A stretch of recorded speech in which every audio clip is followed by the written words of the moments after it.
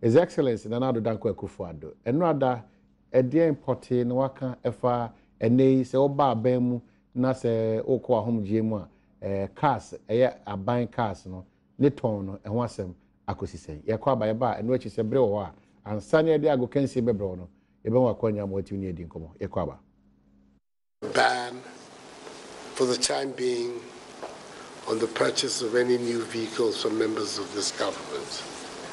No matter how dilapidated are the vehicles that are in our fleet, we're going to have to make do with them. These are difficult times for the Ghanaian people, and we should be seen to be acting in respecting that. At the same time, a policy that has worked so far, which has run into a lot of problems because of the way it has been abused, which is that officials can buy cars, official cars. That policy will no longer work. No official is going to have the opportunity to buy any official car. So that we put an end to it, and we put an end to where are the cars, where are the cars. Nobody is going to have that capacity anymore. So we're leaving here in very high spirits. We know the difficulties that have emerged with the events in Kumasi, and we believe that those events are systematically being brought under control in the way that they should be.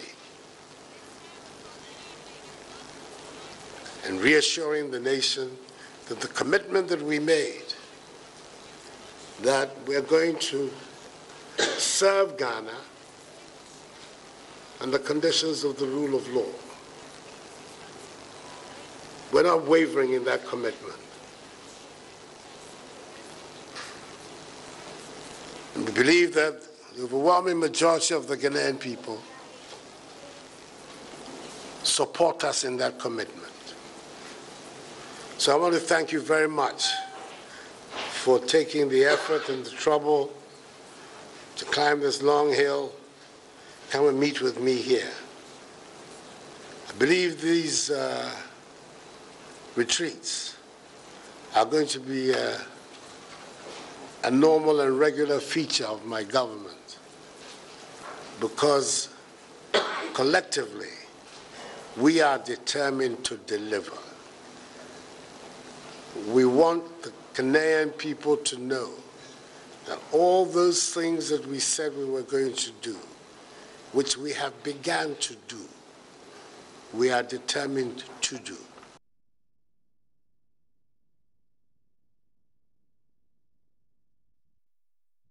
Okay, so Yadamu Yinama say His Excellency Nana Addo Dankwa Akufo-Addo akasa and kasa wakasa nyina ne say ne de say biribi bae na say ene oba aban mu na say sika di mfie mienu ukọ na say opa obetimi ye ho nkrata na afi wagina de kono ene yo den sa shekrata se prekope san hihye no ye twam. But question is that debiada amanyo semfo beba be ka kire ebe wi achi no na ye pekwati kwan bi ebetimi di afasa amra na ebebu akonche.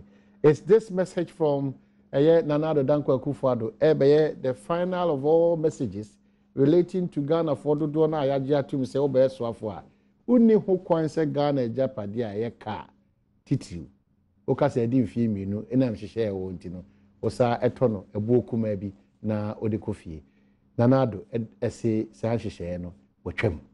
Okay, as to whether ye betimi sustain, as to whether ayen hihye papa, and as to whether still you go by the old plan, also do agent be me the next 5 minutes. And sana wala satana sam yet made in combo 0302 211 up to 4 0302 211 701 up to 4. Yeah, kasa specifically about state vehicles. His Excellency Nana Addo Dankwa Akufo-Addo say watrasa hihye ni ma edi mfie mi no abetimi dia banka obeto na dia kofi no. Nti eni san kobo no on 0302 211 701 up to 4. Look, man, good morning. I'm saying. Woman here, Kwabena Santi. Oti Kumasi, ama Kumasi supporters bia ba kumyenu miensebi apam coach. O say normal. Oba kasa che no pay presiding member uti Kumasi ama Central Market eja dem un release statement bi ama yenti uti Kumasi enedue uti Kumasi mami come say na na be kasa I don't know be kasa Is the other person uti Kumasi KJT market no what was he mami kasa wie na mami kasa who you presiding member mami kasa okay kasa Eniema ya wo yem nyina enura the communication director I found the change so Dr. Kwesi what is look man adentina bia na wo ba ya o mahire ya o ya o sana so mi de bi titiro unti je wade fa no man me ya ya wa so mi na person jojo mi me say presiding member KJT kama yesi mudi ba bia be park car o udi mi sana utie enche race course yes e ba be race course yi na tax ni na be ko ho okay dey ai se o hwemi na se unhumi abra race course o be ba nam hye ho aha e se e ho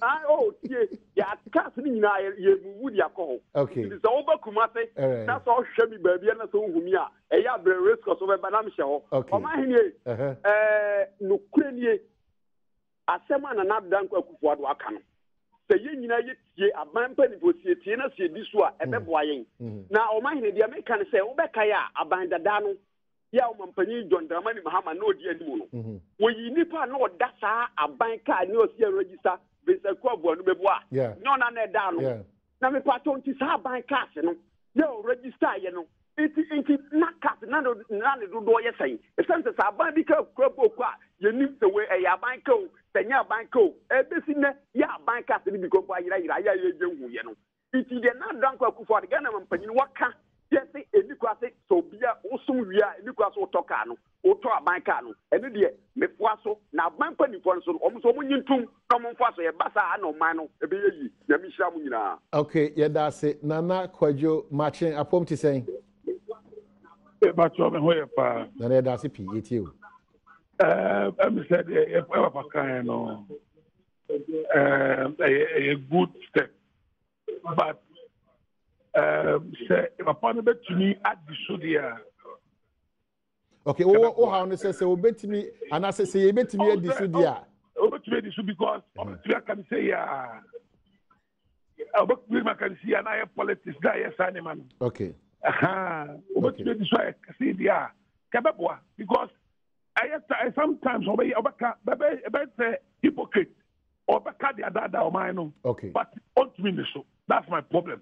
Okay. But some work can so bet be the all right. And a good step that the man has taken. Nana Kwadwo ye da say ma ye ma wo fa no che so akwaba o fa no che akwaba ma che.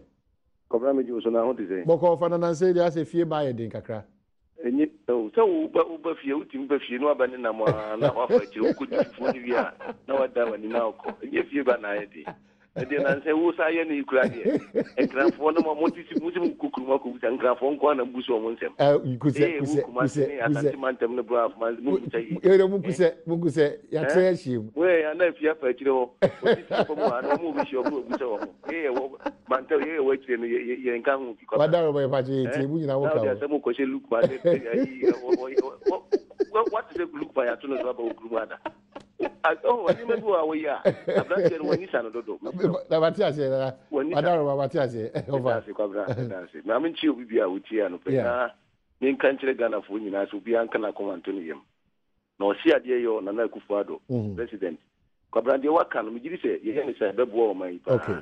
He said, abandoned Anna, Abakuina, Yen is and command Kiaku and Nimbi, or money to meet Jessica Cassia, Pania Kotoka, Abraquaka, Yadima, Swafo Nakono, and ye be she, the bit me as I usual. The end is Cobra, since in the Etan and Kakufuado chia, which man she say Pamagana and want to Midas Cobra. Of I said that CP, good morning, upon to say. Good morning, upon to say. Good morning. Wow.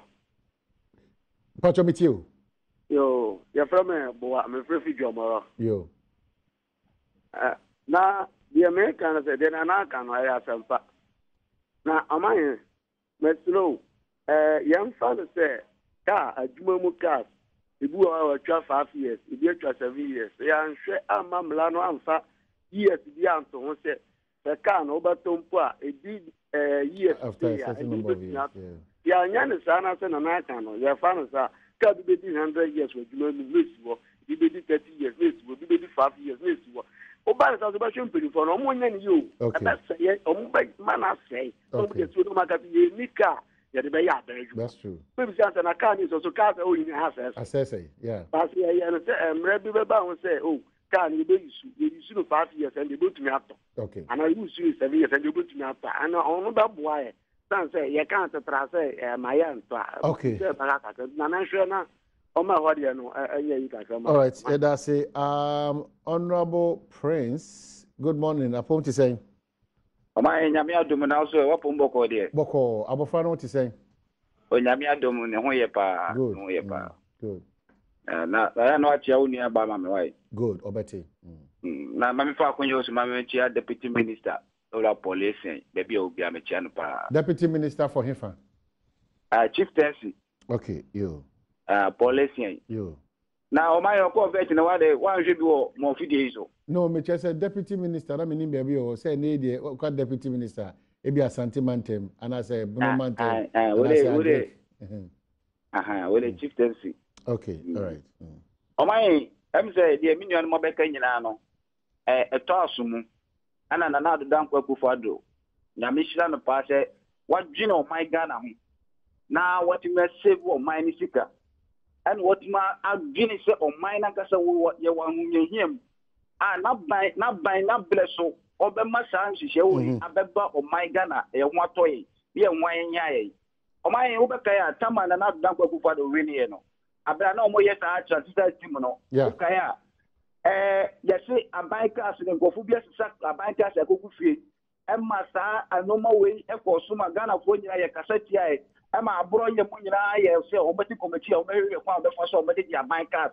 adi aba abontene na senke emre no we ewo ho ana ka abanda da me ko no ka sa mbla we wo ho a aka me ewu ya senka obi ko beti ma fo abanka okay eti edbesi am say unfortunately a line no intimate to us we bra so say dey ago kan see ebro wala sai kado jfax for adaroma ana san komo ye de bro ye kwaba